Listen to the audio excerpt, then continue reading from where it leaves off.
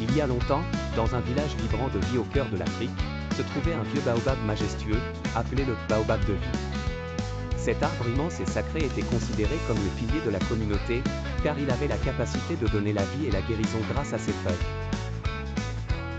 Les villageois croyaient que le baobab était un don des ancêtres, et chaque partie de l'arbre était utilisée avec respect et gratitude.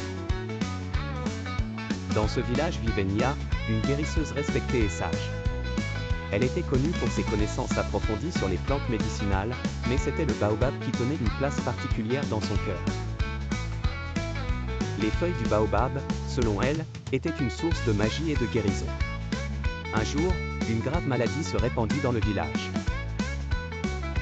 Les gens tombaient malades les uns après les autres, et malgré tous les efforts des guérisseurs, rien ne semblait fonctionner. Nia savait que seule la feuille du baobab pouvait offrir un espoir de guérison. Elle décida donc d'agir. Nia se rendit sous le baobab sacré et offrit une prière sincère aux ancêtres.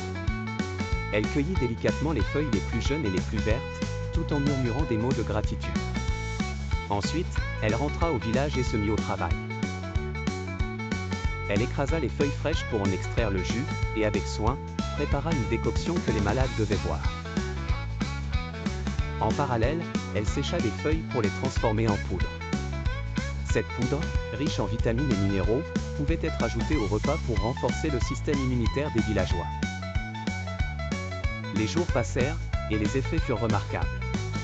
Les malades commencèrent à se rétablir progressivement, leur force revenant avec chaque gorgée du remède de Nia. La décoction était également utilisée en application locale pour soulager les douleurs et les inflammations. Le baobab, par ses feuilles, avait sauvé le village.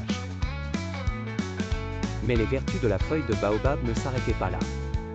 En plus de ses propriétés médicinales, Nia découvrit que les feuilles pouvaient aussi être utilisées comme aliment nutritif. Le baobab, riche en vitamine C, calcium et fibres, apportait une grande valeur nutritionnelle aux repas des villageois, leur offrant force et vitalité. Le village prospéra, et la réputation de Nia grandit, non seulement comme guérisseuse, mais aussi comme innovatrice culinaire.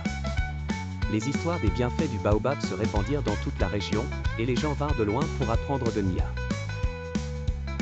Le vieux baobab, avec ses branches étendues comme des bras protecteurs, continua de veiller sur le village, sa sagesse et sa générosité ancrées dans chaque feuille. Nia, la gardienne du baobab, transmit ses connaissances à la nouvelle génération, enseignant que le baobab n'était pas seulement un arbre, mais un symbole de vie, de guérison et de prospérité. Ainsi, la légende du baobab et de ses feuilles devint une histoire précieuse transmise de génération en génération, rappelant à tous les villageois la puissance de la nature et l'importance de préserver et de respecter les dons qu'elle leur offrit.